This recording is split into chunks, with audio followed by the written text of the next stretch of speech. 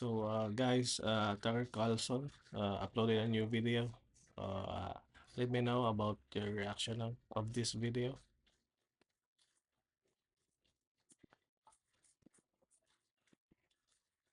Israeli soldier. Now, we know a couple of things. One, what's happening in Lebanon is critical to the security of the state of Israel. And we know that because Israel is also partnering with the United States in a war against Iran, which is critical to its national security. Of course, taking out the famed Iranian nuclear program is essential for the existence of the state of Israel. That's why the United States joined in this war. But in the middle of that, Israel had to take time out to invade southern Lebanon, not just invade, but according to its own defense minister, take over, settle, expel the people, and create a permanent security zone in southern Lebanon below the river. Now, it had to have been pretty pressing for them to want to do something like this because they had a lot else going on. And it was pressing. Hezbollah, or as it is often known on American television, Hezbollah, kind of the Kiev of pronunciations, people who know what they're talking about call it Hezbollah. Hezbollah, the Iranian-backed terror militia, had been attacking Israel, northern Israel from southern Lebanon, and Israel just had no choice but to go in and kill the terrorists. So in the face of that kind of threat, you had to ask yourself, looking at this picture, how would an IDF soldier have the time to take a sledgehammer to smash the face of Jesus when he's defending his own country against terror? And so then you had to assume, well, obviously he knows something that we don't know. This so-called statue of Jesus was probably some kind of terror weapon. It was the Hezbollah equivalent of an exploding pager. There were probably C4 charges inside the head of that Jesus statue, and the IDF soldier, a member of the world's most professional ethical army, was just diffusing what could have been incredibly dangerous to the children of Israel. So this was basically yet another necessary step taken in defense of Israel's right to exist. But then you had to ask yourself, wait a second, why would a soldier smash a statue filled with explosives? That doesn't make any sense. Clearly, he didn't think the thing was going to explode, or he wouldn't be hitting it with a sledgehammer that you paid for as an American taxpayer wearing a uniform you paid for. In fact, everything that soldier has in his possession, you paid for, because the entire IDF is paid for by the United States taxpayer. So then you think, well, this just can't be real. And of course, that's what they told you right off the bat. This is not real. This is just more terror propaganda. State of Israel, its many agents in the United States, in our media, on our social media told you, don't believe it. That's fake. It's AI. But very quickly it emerged, no, this actually was real. And that raised a whole new set of questions, beginning with, why would an Israeli soldier want to smash the face of Jesus? This is a country, we're often told, that is a safe haven for Christians in the region. In fact, it's the only country in the Middle East where Christians feel safe. Obviously, that's why there's so many happy Christians in Israel and in the territories Israel controls. Imagine being able to build an app with your name on it. Just you can plan, customize, and expand in any direction. Well, before any of those questions could be answered, the Israeli media jumped in with their concerns. Having confirmed it was real, here was the first response from Israeli media. Watch. This does not look good at all for the Israelis, and it's going to be circulating online in the US as well. We know who will take advantage of this. IRGC accounts already talk about this, posted everywhere. Definitely Hezbollah affiliated accounts, and this is again another incident that is going to make a lot of bad portraying of the IDF. Did you hear that? The problem with an IDF soldier smashing the face of Jesus is not that he smashed the face of Jesus. The problem is that he got caught on camera. And in fact, it turns out not only did the guy who did it get punished, but so did the guy who filmed it. Because exposing what the IDF does to the rest of the world is the real crime. And you just heard the news presenter say that. This is already on Hezbollah-controlled accounts. The IRGC is making a lot of this. What you don't hear is any examination of why it happened in the first place. Why would an Israeli soldier want to do this? What does it reflect of the attitudes of the Israeli military and of Israel itself toward Christianity? That's never addressed. All that matters is how the rest of the world perceives it, and specifically American evangelical Christians, who are the last bulwark of support for Israel in the last country on the globe that supports Israel with money, which would be the United States. So the problem from the Israeli perspective is not that it happened. The problem is that American evangelicals might find out about it. But thank heaven, there is a major American evangelical news outlet completely devoted to the protection, support, and promotion of the state of Israel, and it's called CBN, Christian Broadcasting News. And here was their take on the smashing of the face of Jesus.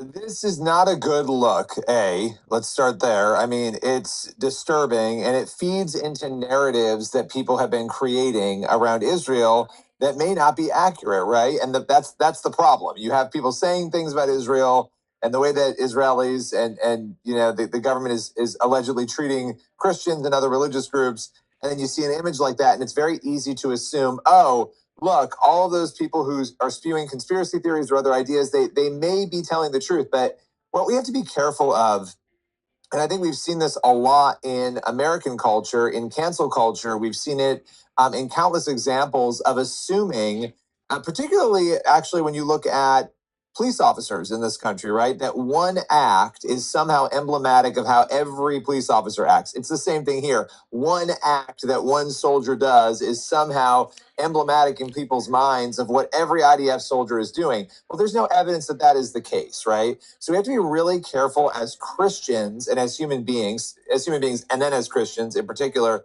to not assume that there's a widespread problem simply because we're seeing one photo of it.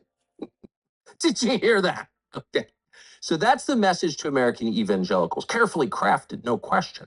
And the message is this: not only does this not tell you anything about attitudes in Israel toward Christians or Christianity, assuming that it does makes you a liberal engaged in cancel culture. It's a lot like attacking white cops after the George Floyd hoax. It means you're part of the problem. And as Christians, we need to be very careful not to jump to conclusions. You'll notice, however, that there's no effort to ask the most basic of all questions, which is, how did this happen? And what's going to happen to the guy who did it? If this happened in the United States or any other country, what would happen? If, for example, an American soldier broke into a synagogue in this or any other country and, say, burned the sacred Torah scrolls, would people be getting up on TV and saying, let's not jump to conclusions here? It doesn't mean there's a problem. We don't have to ask why he did it. We're just going to let his commanding officer figure out some kind of punishment, and it's fine. And by the way, you're engaging in cancel culture if you want to know more. Well, of course, that would not be the reaction. If an American soldier broke into a synagogue and burned a Torah scroll, he would be severely punished, severely and rightly punished. You can't desecrate other people's religious symbols. That is totally wrong, and people who do it should be punished. That would be the biggest story in the world. And the administration's anti-Semitism task force would spend the next 3 years pushing Congress to pass new laws to protect terrified congregants from guys like that. But in this case, Christians whose Messiah was mocked, a statue of Jesus was just smashed with a sledgehammer they paid for, they are told, no, no, no, this means nothing, and you're a bad person if you think it does. And by the way, that was probably enough for a lot of CBN viewers. It's not a problem. Don't think about it. Thinking about it, asking questions about it, that's the crime.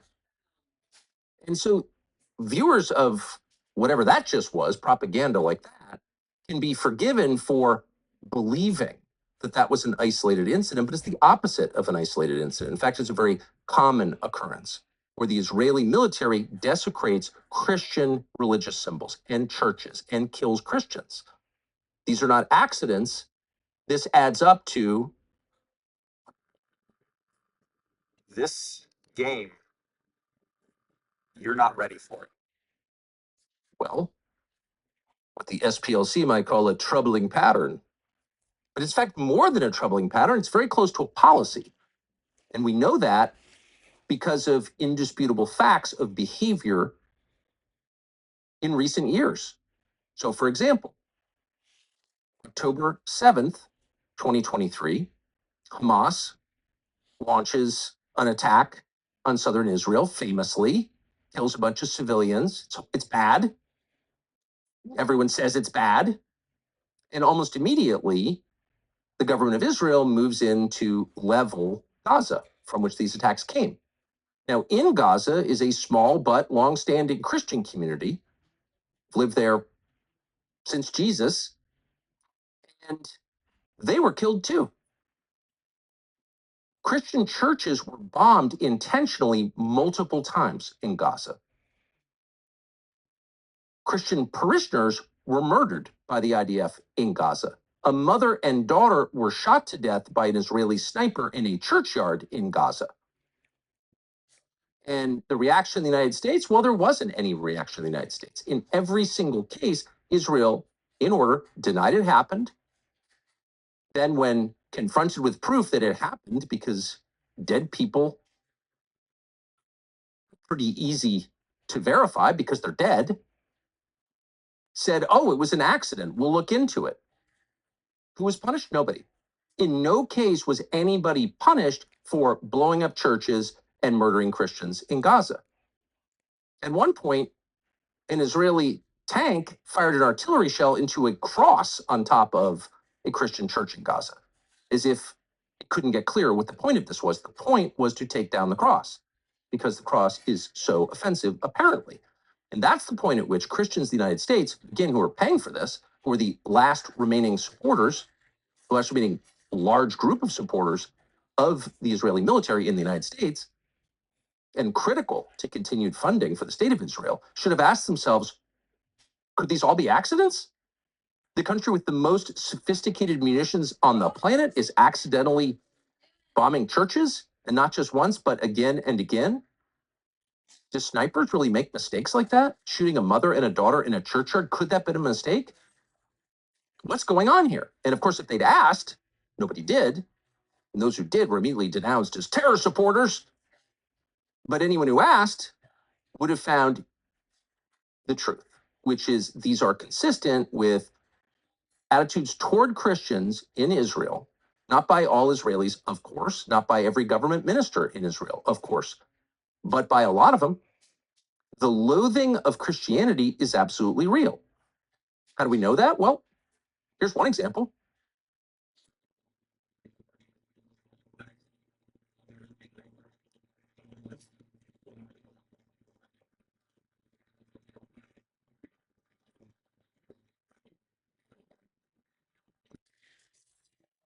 That was 2024 in Lebanon. Yes, that was an Israeli tank going out of its way, taking a break from hunting down By the way, guys, that's not AI.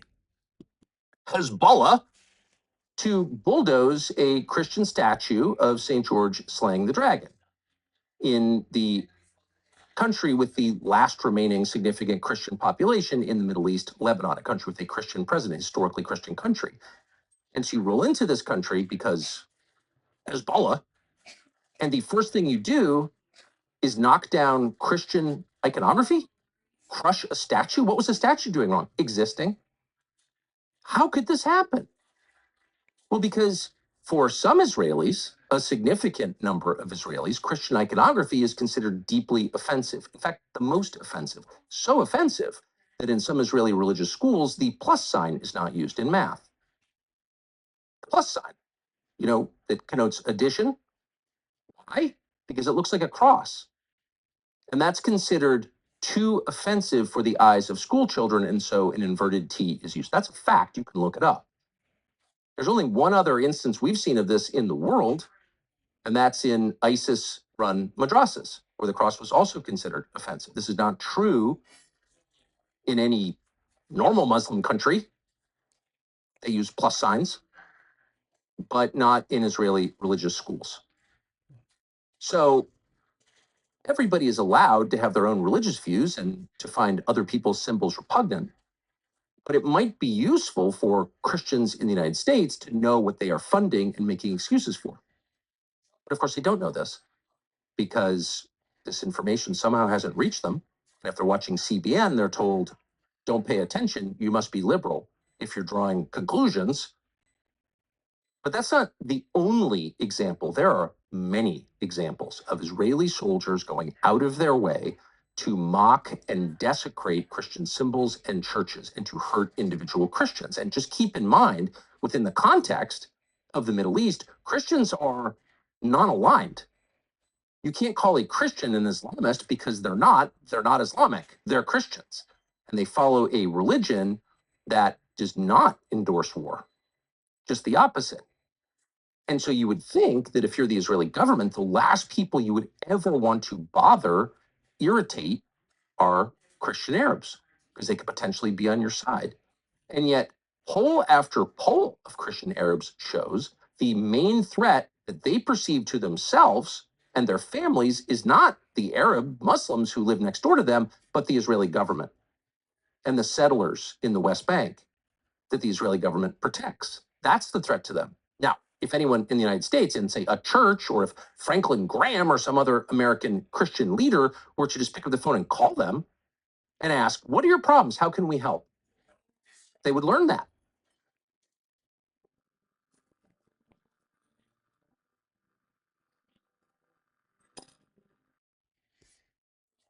And they might be able to help, by the way. This is one of those problems that Americans could actually solve. There are lots of problems around the world, and it's hard to know what to do about them. But if you're an American evangelical leader and there is persecution of Christians underway by the Israeli government, that's actually something that you can fix. How? By calling your congressman. The only reason the United States, on a bipartisan basis, has sent billions and billions and billions of dollars to the Israeli government is because Christian Zionists support it. And not just their leaders, whatever is going on with them, but their congregants, normal, nice people who have no idea what the truth is. And they support Israel because they believe God commanded them to, and they believe that Israel is on their side. So if they were to speak up, if they were to gather information about what is actually happening in this place they call the Holy Land, and then call their member of Congress and say, I cannot support this. I am not going to stand by as you send my tax dollars to a government that persecutes Christians, that might have an effect, like an immediate effect. Call Mike Johnson, the Speaker of the House. He's a Christian. He'll tell you. Call Mike Johnson, ask Mike Johnson, why in the world would you ever appropriate money to a government that is murdering Christians? That might actually get us somewhere. That might actually relieve some of the harassment of Christians in Israel and the territories it controls. And that harassment is real. There was a study last year by a Jewish Israeli group, which, God bless them, keeps track of assaults on Christians in Jerusalem. They found in 2025, there were 61 physical assaults against Christians, mostly against Christian clergy in Jerusalem. Physical assaults. It is so common for Christian priests to be spit on and roughed up, to have their churches urinated on or defaced by radical religious Israelis, that ask any Christian clergyman who is in Jerusalem. Some of them are afraid to go outside. That is a fact that Christians should understand. They should ask themselves, where is this hate coming from? And why has it been hidden from us? Here's another tape from southern Lebanon, also from 2024. These are Israeli soldiers inside a church mocking Christian rites, holding a kind of black mass. This is real. Watch this.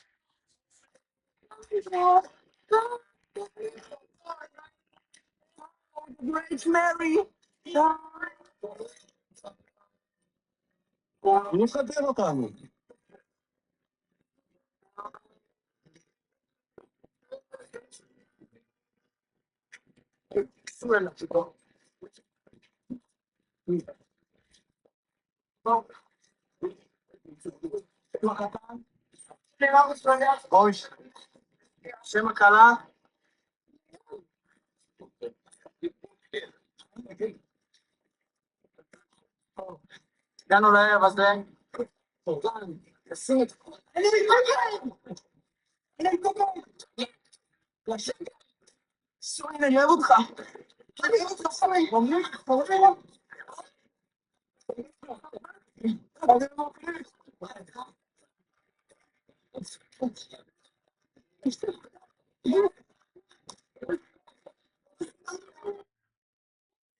That's inside a church. They not only did that, they filmed it and then posted it because they were proud of it, because no one told them not to be. Try doing that in a synagogue. Don't do that in a synagogue. It would be completely immoral to do that in a synagogue, to desecrate someone else's sacred space. That is wrong. Christians believe that is wrong. But imagine what would happen to you if you did do that, if you tried to do that. How long would you be free? How long would it take before you were arrested, before you were the most famous person on planet Earth? Not very long. We don't know the names of any of those soldiers because no one was ever punished. Nobody cared in this country or in Israel. The only people who cared were the Arab Christians whose church was desecrated by soldiers. And no one came to their rescue, and no one came to their defense. Think about that for a minute. Think about that. American Christians need to reassess their support for Israel. And they need to do it on a number of different grounds. But the very first one is the most obvious one. Can you support a country that allows that kind of behavior, has a lot of people who hate what you believe in and hate you for believing it? And that's demonstrable. And that has used your tax dollars to blow up Christian churches and shoot Christian clergy, a country in which Christian clergy are spit on as they walk outside.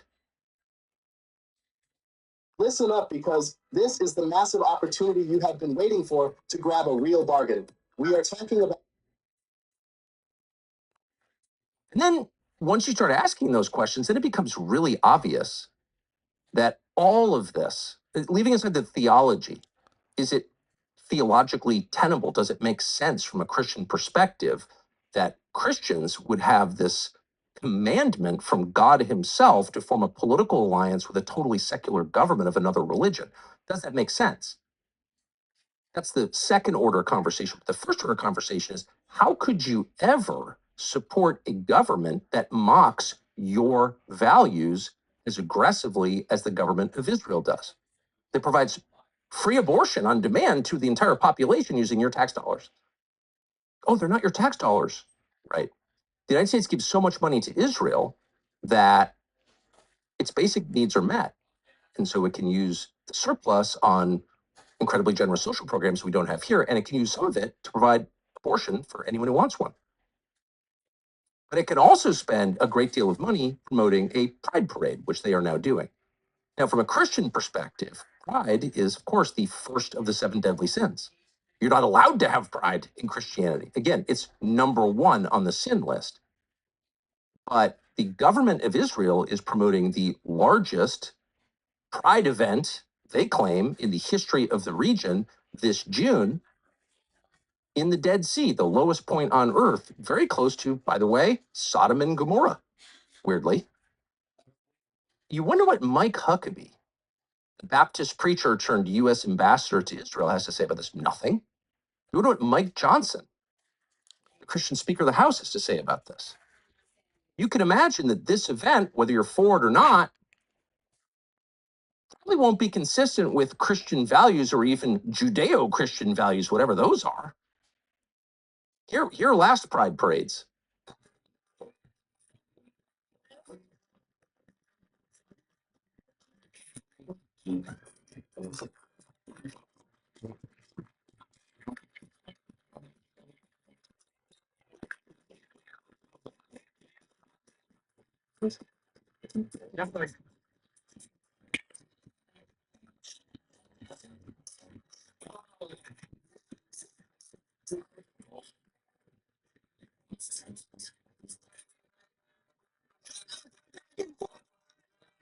What do you think of that, Mike Huckabee? Is that consistent with your values?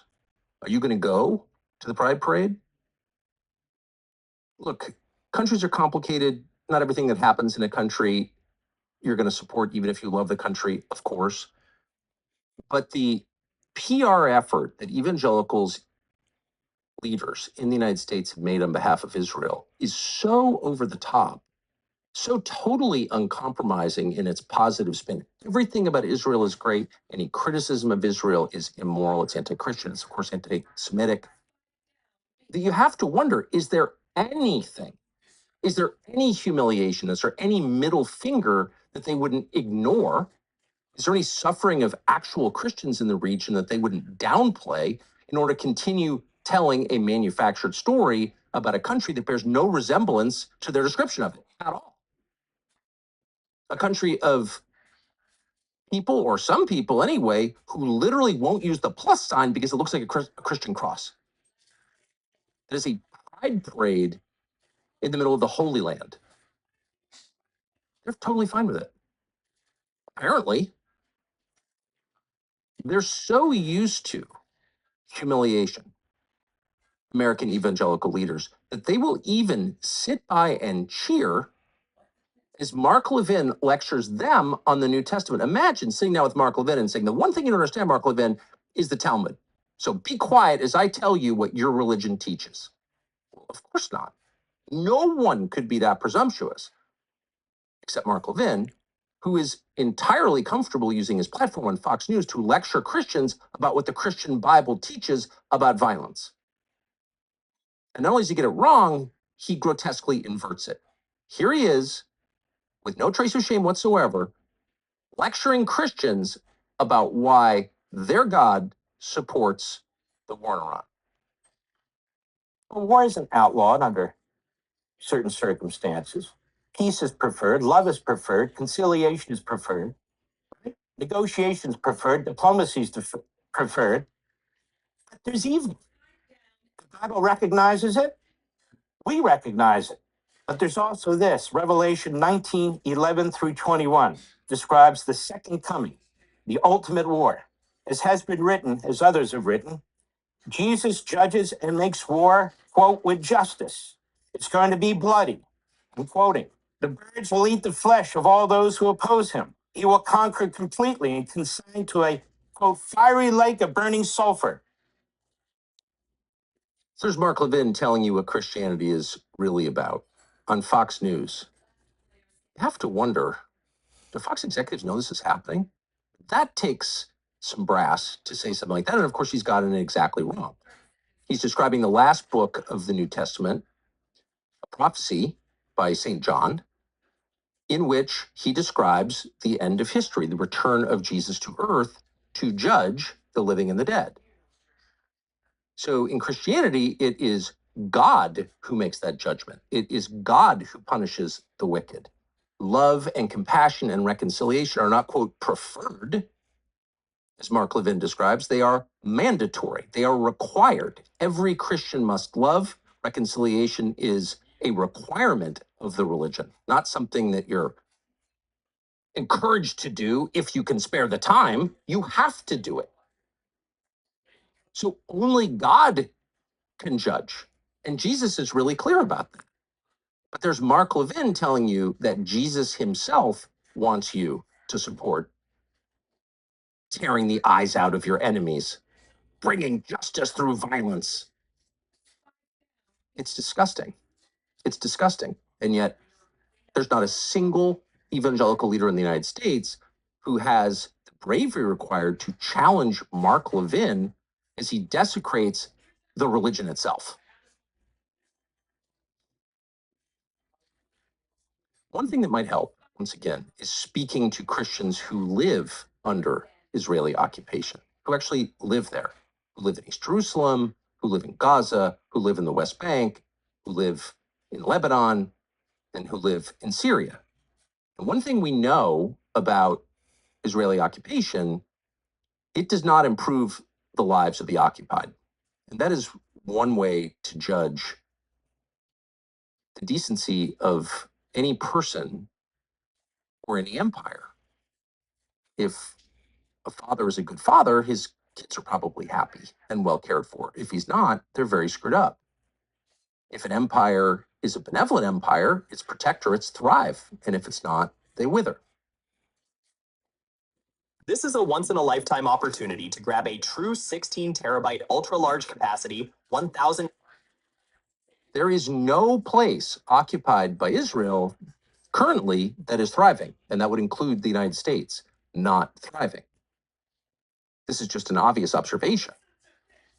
But it is incumbent on American Christian leaders to speak directly to their brothers and sisters in Christ who live under that occupation and to get their perspective. It is not enough to take an all expenses paid vacation to Israel and spend 3 days in a conference center with pre-selected speakers selected by the government and Israeli officials and IDF officials and get your little helicopter tour of the Negev desert and all the rest, and then fly back to the United States and spew another government's propaganda to your parishioners. That is not enough. You got to take a minute to talk to Christians who were born there and still live there and ask them the obvious question, how are you doing? And one of the things you will find if you do that is that they're not doing well at all. And they've been leaving ever since 1948, since the creation of Israel, when many thousands of them were expelled by the Israelis from their own homes.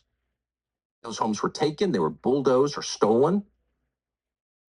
A lot of them moved to the United States, and their descendants are still here. And they can tell you, if you would ask, how were they treated by the Israeli government? Not well.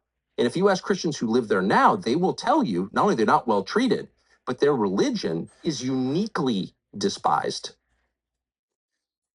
by the Israeli government. Uniquely. There's something about Christianity that's especially offensive to some Israeli cabinet ministers. Here is one Arab Christian from right around Bethlehem, where Jesus was born. The Church of the Nativity is one of the holiest churches in Christendom, falling apart thanks to the military occupation of Israel. But here's her description of the attitude of the Israeli government toward her and other Christians. What the settlers did, they hate the Virgin Mary and Jesus Christ. They have broken the statue of Virgin Mary that we had with Jesus when they came into. And we didn't have time to take it out. They have broken it, and they literally hate Christians more than anything else in the world. That woman's name is Alice Cassia. She is a lifelong resident of the West Bank, again, right outside Bethlehem, and has been engaged for 2 decades in a struggle to keep her family's farm and their restaurant. Her house was bulldozed, the restaurant was closed by the Israeli government. She's from there. They own the land.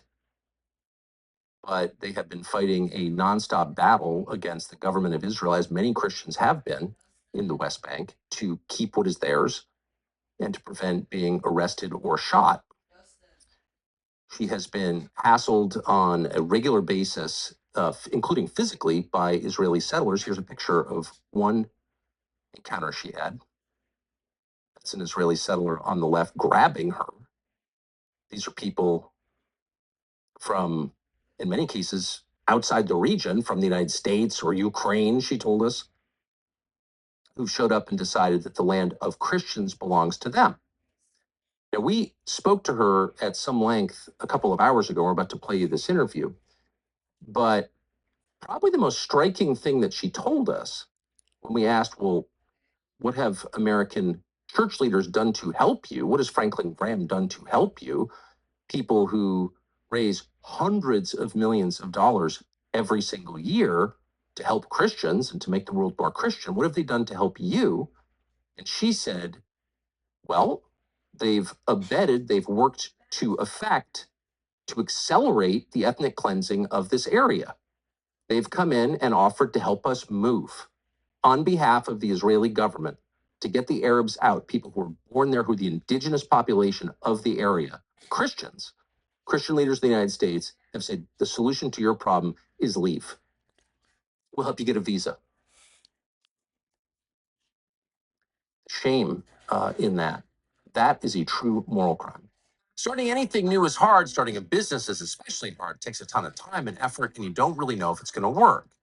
Having a partner like Shopify makes things really simple. Shopify is the commerce platform behind millions of businesses. That includes 10% of all e-commerce in this country, in America, ranging from big names like Heinz and Mattel to new companies just starting up. With hundreds of templates to help you build your online store, tools to help write your product descriptions, a bunch of valuable marketing features, using Shopify is like having your own marketing team. Plus, you can use world-class expertise in everything from managing inventory to international shipping to processing returns, all with 24/7 award-winning support. So if you're thinking about, should I do this? Shopify can help you do it. Sign up for your $1 per month trial today at shopify.com/Tucker. That's shopify.com/Tucker. And there's more. So without further delay, here is Alice Sia from the West Bank. Alice, thank you very much for doing this. I think a lot of Americans, and particularly American Christians, were shocked to see the image of an IDF soldier smashing the face of Jesus with a sledgehammer. I don't think they knew that that could happen. I don't think they understand why it happened. Were you surprised by it? Actually, first of all, thank you for having me. It's a privilege. Second, no, because the settlers have been vandalizing our Christian symbols multiple times. They have been spitting on our priests and writing bad words on the churches. So I'm not surprised. And this is not the first time. Why do you think they're targeting churches and priests and Christian villages? They don't like Christians. They hate us. It's all propaganda because the population of the United States are mostly Christians and they want their side. So if the U.S. Christians know how the Christians, the indigenous. Sorry to interrupt, but this is important. Shooter who murdered my sweet little Daniel. Indigenous Christians from Jesus' bloodline, how they live here, they would change their mind. It's a little bit surprising because in the United States, we're told that the enemies of the state of Israel are Muslims and that Israelis, and that would include the IDF and settlers, are allies with the Christians, have a lot in common with the Christians, and this is really a war against radical Islam, Islamists, jihadis. But you're saying that they hate Christians. Why do you think that is, and how do you know that? Because in our land, I don't know if you're familiar with the Makhrur story. They have invaded our land in 2024, which is after like more than 15 years of struggling with the civil administration and with the settlers and with settlers companies trying to take over our land and demolishing our properties there. They took advantage of the war after the 7th of October and they invaded the land.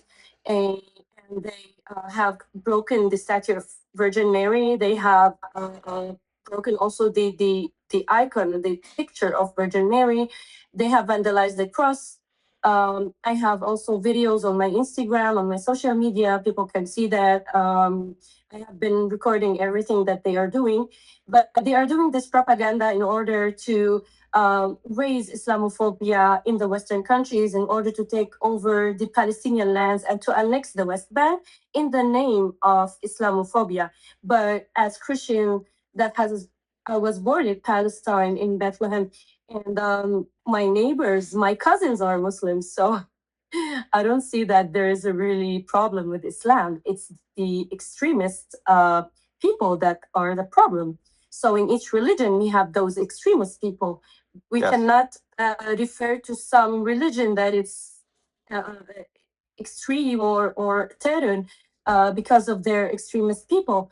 But I think it's all of it because they want to annex the West Bank. It's just interesting, though, destroying images of Jesus or the Virgin Mary, that's not protection from terrorism. I mean, why would a soldier or a settler destroy an image of Jesus or Mary? I don't understand. I have it here. I can show you also Please do. the picture. I also posted this previously on my social media. This is the picture that they tried to cut off and to break it when they entered our land. They hate Christians because they know that Christianity is more like, we are very peaceful. We fight in a different way, and especially Christians in Bethlehem and in the West Bank, we are less than 1%.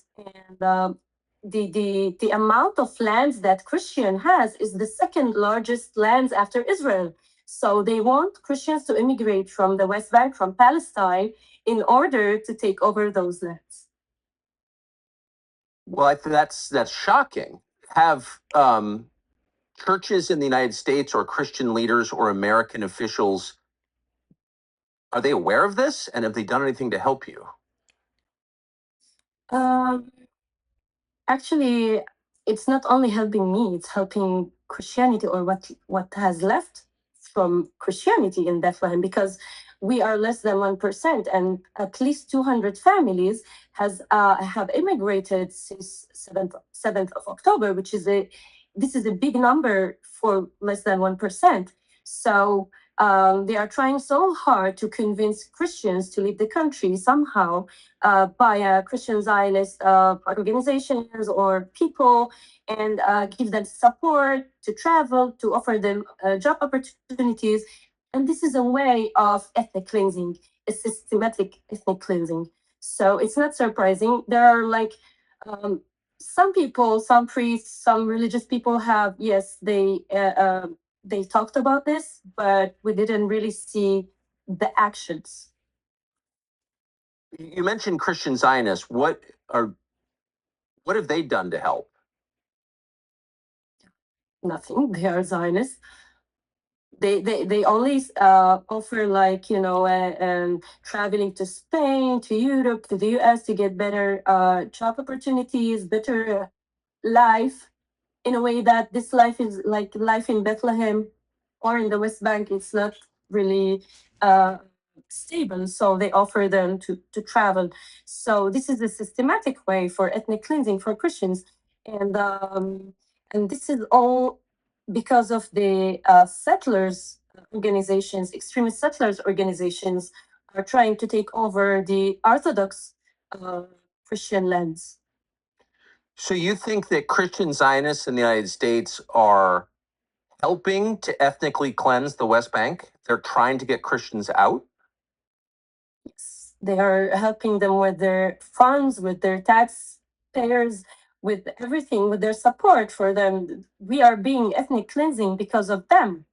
And they are not really aware that they are erasing the history of the cradle of Jesus Christ. Because in our case, in Al Makhrur, like one of the settlers told me, like after we take over Al Makhrur, which is one of the last, also like Taibeh, one of the last Christian villages, he said that we will come to Bethlehem and we will take over everything because Bethlehem is for us as Jews. What do over 1 million short-term rental investors have in common? Their DNA. It's also shocking. You said 200 Christian families have left Bethlehem since October 7th. Why have they left? Because of the instability, because of the economics, because of the war, the occupation of the annexation of the West Bank, settlers' violence, the open air prison that we live in. We don't have, like, in each village, between each village and city, we have gates. We cannot move freely, even in the West Bank. So they immigrate. Would it be possible for you? Well, let's just start at the beginning. Where were you born? I was born in Jerusalem, but it was like it's called Yehuda in Samaria. I have an Israeli citizenship, so I'm also Palestinian with an Israeli citizenship. I'm also French, and that's why I managed to fight them. If I was Palestinian, like within Palestinian ID, I couldn't do that.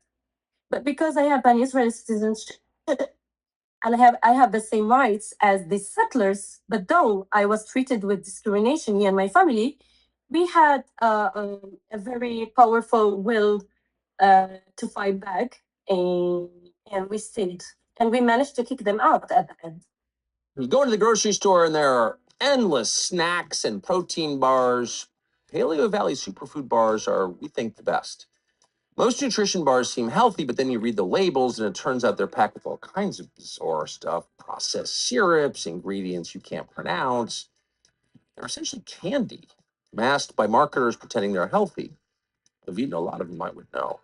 Paleo Valley superfood bars are different, though.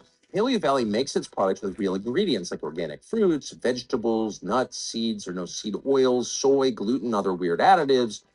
And you know when you finish eating one because you're not bloated and you feel good. And that is the measure.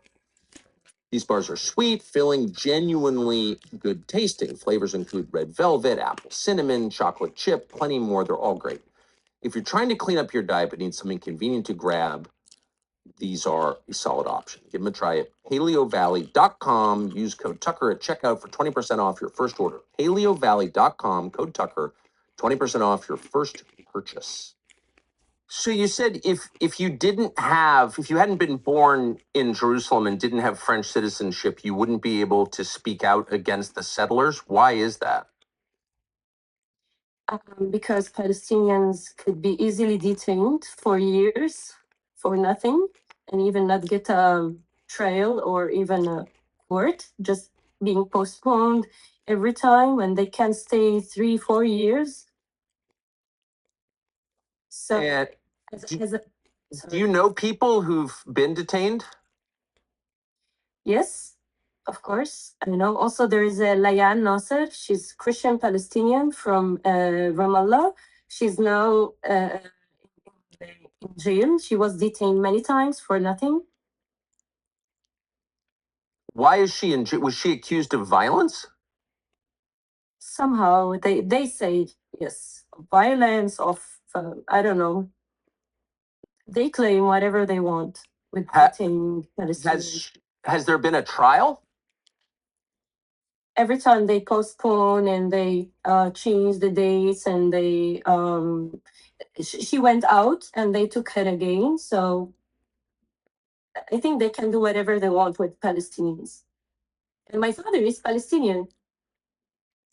He had permission to work in Jerusalem, and after the incidents in Al Makhrur, they stopped his permission because they wanted to cut off the sources of income for the family, for us not to be able to pay for the courts, to pay for even if I got jailed because I was arrested multiple times for nothing also, because I was defending my land. And even I was calling the police to come to protect me from settlers, and they were arresting me.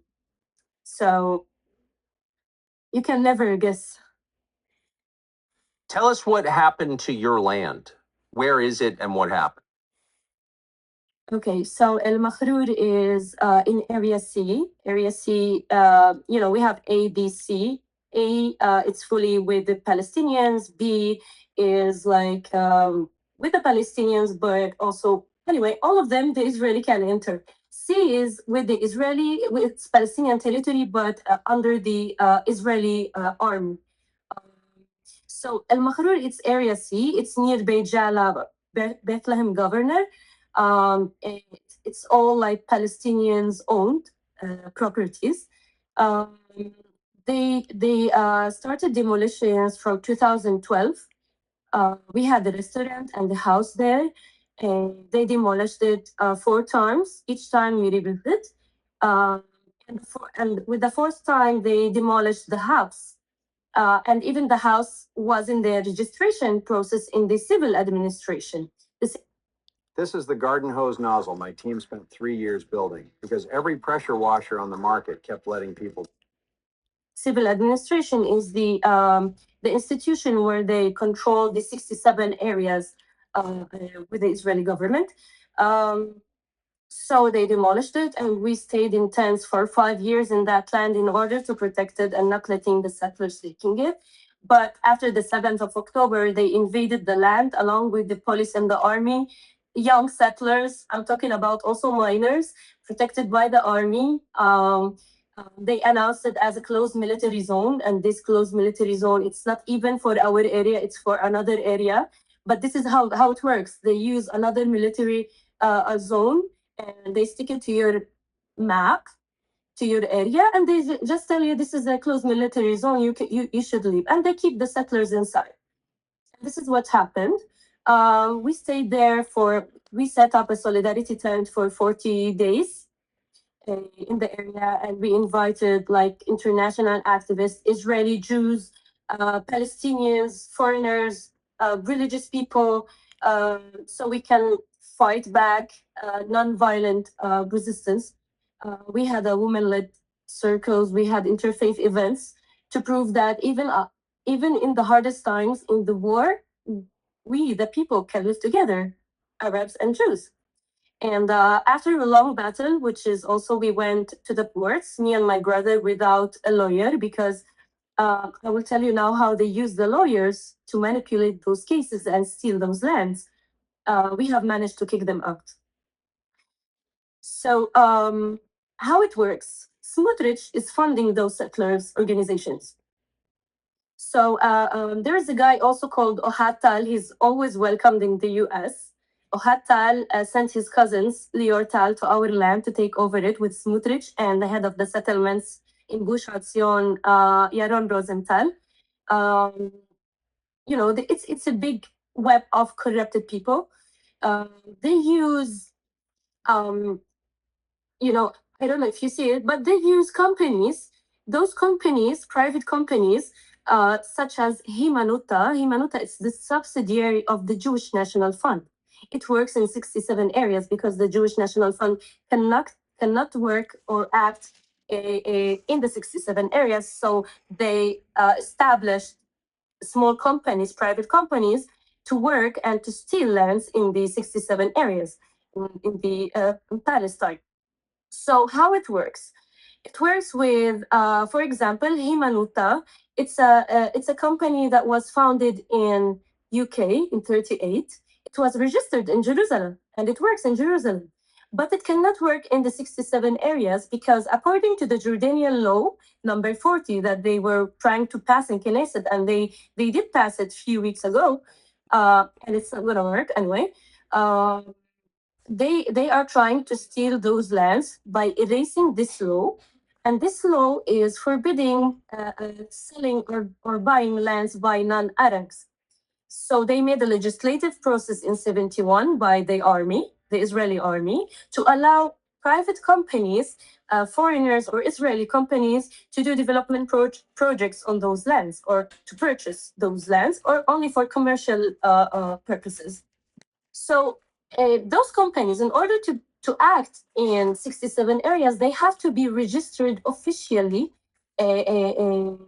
by the civil administration. So we got the list of companies that are allowed to do development projects in 67 areas, and this company is not even registered. It's a fake company.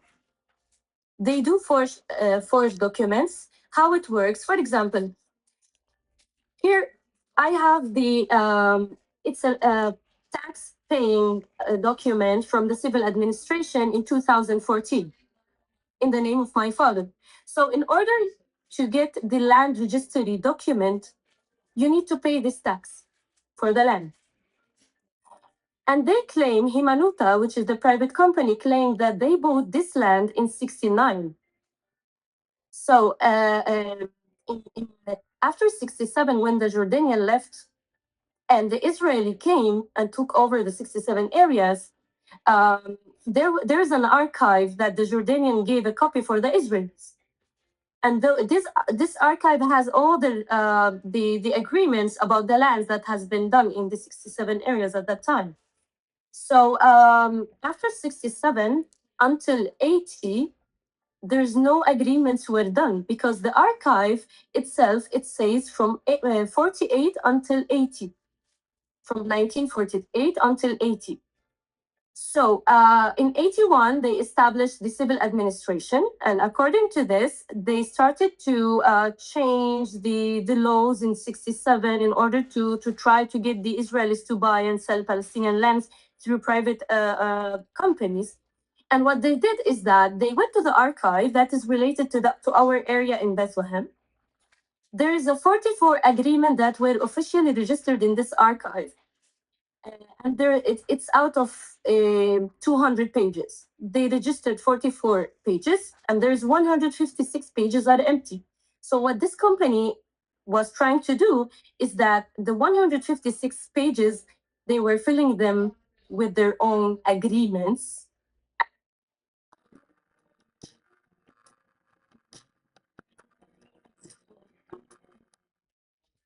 We really needed that power slide.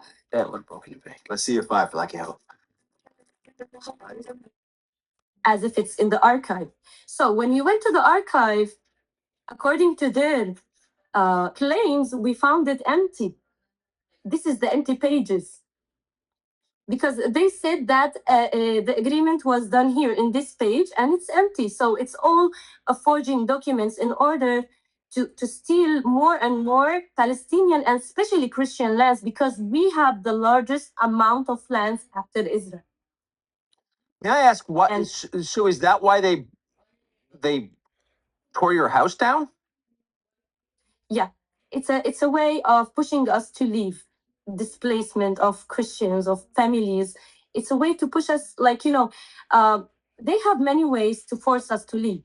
They tried to spread rumors that we sold the land, so the community around us would hate us, would not even stand with us if they enter and if they take over the land. Second, they use the lawyers that we hired in order, they bribe them, they threat them, and they do deal exchanges with them in order to get the case to go the way that they want. And this is why we didn't use any lawyer the last time, because we know they can manipulate all the lawyers according to their own interests. So they also went to our neighbors, Palestinian neighbors, and convinced them that if you want to take your land registration, you have to come and sign up for a new map where you sign that your neighbor is not my father. It's the Jewish, like, Himenota company, which is the Israeli extremist settlers company. So they have multiple ways for pushing you out, even by even if you work in Jerusalem or somewhere, they send you some people to force you to leave the job, the work, not to make you able to pay for your own lawyers, for your own costs, for your daily life. So they have multiple ways to attack, physically, mentally, psychology, economy, like everything. It's not easy. 15 years of struggle since I was very young. I wasn't really aware of all of this until I grew up and I stood in the face of settlers' violence and land theft. Cost of living is already making it hard to live here, and it's not getting any better. Unfortunately, it's likely to get worse, and a lot of Americans fill the gap with credit cards, not just for fancy dinners, but to cover things like groceries and bills. That is a disaster. It's understandable, but don't go down that road, because there is a tax, in effect, a survival tax of 20% interest or more. Why would you do that? Why would you hand money to the big banks when you can keep it for your family? Our friends at American Financing have a better way. If you're looking to buy your first home or refinance your current one, they're helping Americans achieve the dream of homeownership with monthly mortgage rates currently in the 5s. American Financing saves its customers an average of $800 per month. That's nearly 10 grand every year back to you. This isn't just a loan, it's a total financial reset. So debt is tough, but there's a smart way to do it and a reckless, self-destructive way to do it, credit cards. And so we recommend American Financing. They're salary-based, not commission-based, which means they actually work for you, not the banks. They're called America's home for home loans for a reason. Call 800-685-5696, 800-685-5696, or visit americanfinancing.net/Tucker. So what happened to the house? They knocked it down. Did you rebuild it? Where is it gone? Not, yeah, it was gone in 2018, illegally, of course. We had a big restaurant there, and I'm sure that Smotrich and his friends were very, interested in this area in order to connect south of Bethlehem settlements to Jerusalem. But as I said before, Smotrich had a dream which is connecting Gush Etzion to Jerusalem, and we as a family, we smashed his dreams. We got the land back. Is the restaurant still open? No, it's demolished. We have nothing. Like, even they cut off 40 trees. They uprooted 40 trees from the land. They made it miserable. What kind of trees? Why would they cut down the trees? The settlers, they provoke. So each time they destroy things, they uproot trees, anything to provoke Palestinians. So settlers can come onto your land and cut your trees down, and then what do you do? Like, it was one of the most annoying things, even more than demolition, because those trees grew up with me in the land. It's not only trees. Like, I have memories with family, with friends, with like the business that we had. So they do anything to make you angry, to do one mistake to put you in jail. Do they ever go to jail? The settlers. They attacked me, and once a settler, he tried to choke me in the car, and I called the police, and he also tried to attack my mom, and the police arrested both of us, and we slept in jail.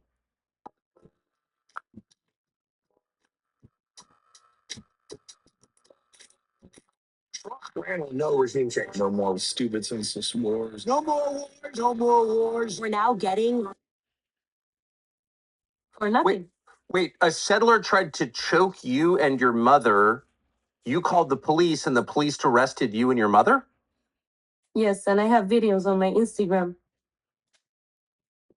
And this is so evil. It's hard to digest it. Why did they arrest you?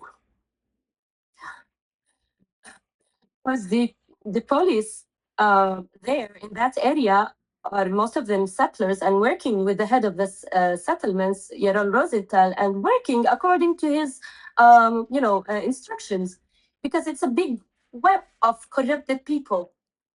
So they do whatever they want, because in that area it's like Area C. It's different than in Jerusalem or in 48. So they have settlers groups that are controlling those police stations.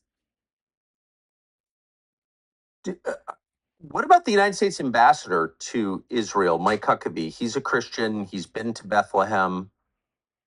He talks often about Christianity. Has he done anything to help you? Actually, Mike Huckabee, he was in Christmas in the Nativity Church, and I was like sitting like really next to him, but he couldn't even hear Pizzaballa talking about peace or love or even the war that was in Gaza, or he couldn't stand it, and I saw this in his face. So he doesn't really care for Christians. Are there any churches in the United States who've helped you?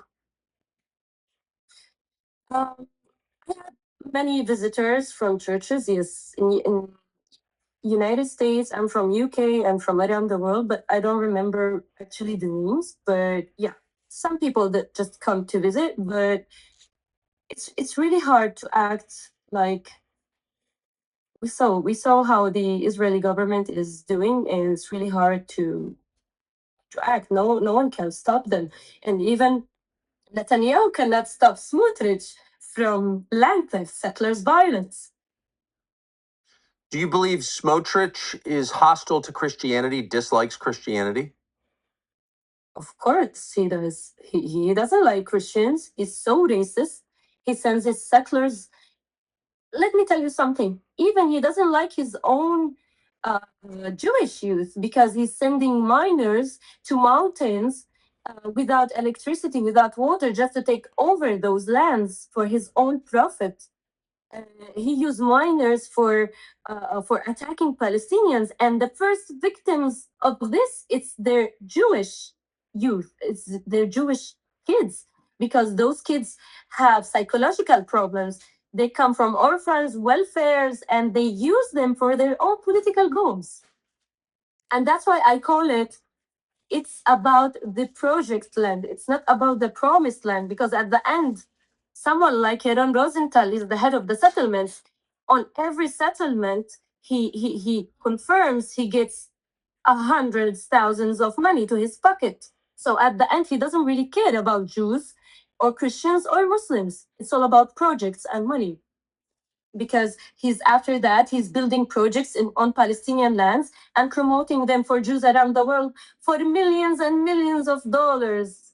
At the end, they don't really care for their own kids, because they will send them each time to different places to take over those lands, and he let Jews from around the world to come and buy those apartments or places.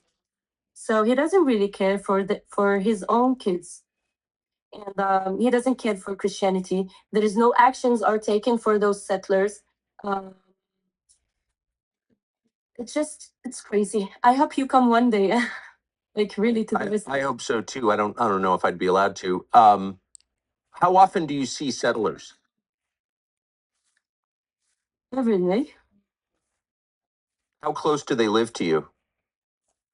It's like it's the same area. Like they have taken over. Like after we fought them and kicked them out of the Makhrur, and thank God we succeeded.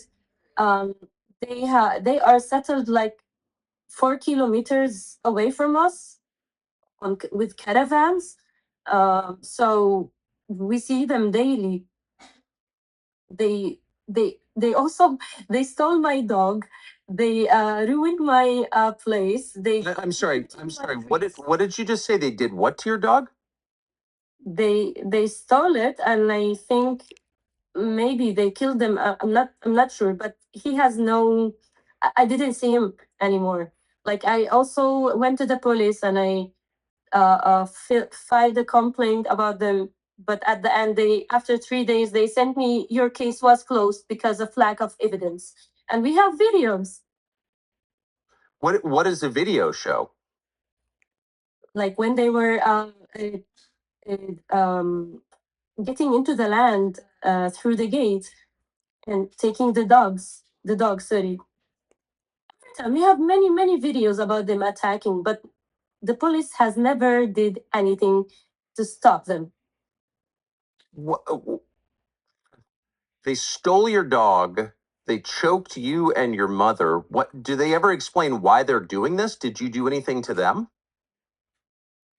Pools, rents, parking. Find out everything you need to know about a short-term rental. From because I'm fighting back for my own rights, and they hate me because I never left the land, and every time they were in my land, I was coming with a group of activists, opening the gate and staying in the land until the police and army come and kick us out. Every time for 40 days, I was annoying them.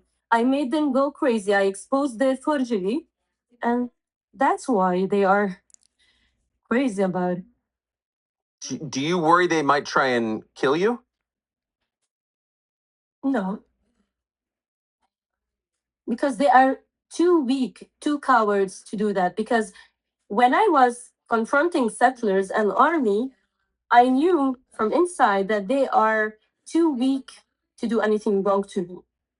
I'm stronger because I follow Jesus' teachings, and I embody Jesus, and I would never be afraid of them, and I don't let this fear to control me. That's why I'm stronger than them.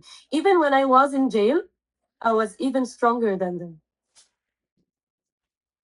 Do you plan to stay? Yeah, my mom, of course. Sorry? Do you plan to stay in the West Bank?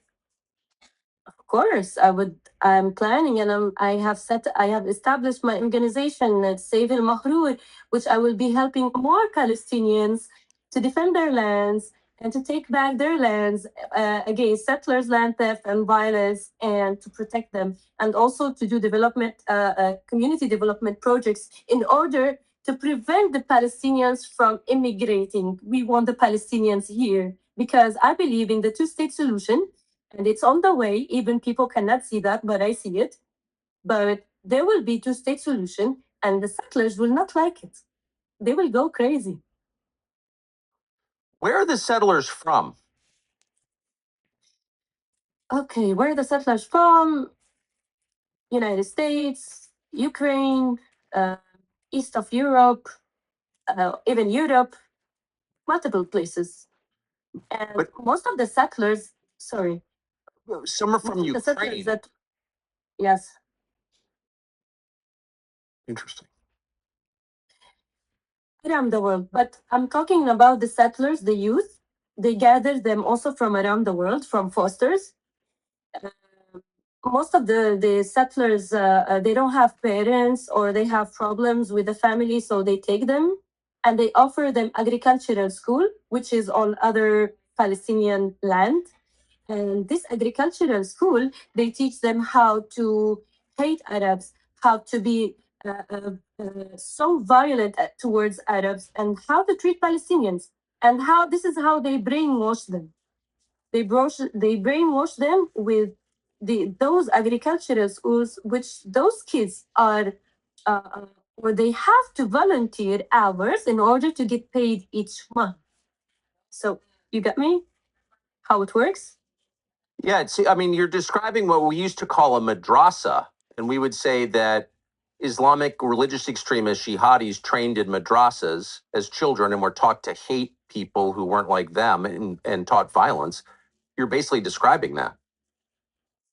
It's the same idea. It's the same. Terrorism has no religion.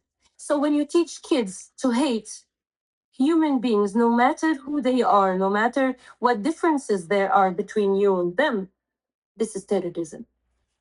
And Smotrich is responsible for this terrorism. And we have been terrorized a lot as Christian family for many years, for 15 years, without any actions taken against them. There's never been a settler punished for attacking you? No. No. Can you drive on their roads? Yes, because I have an Israeli citizenship. Can your neighbors drive on their roads? No. My father can't. Amazing.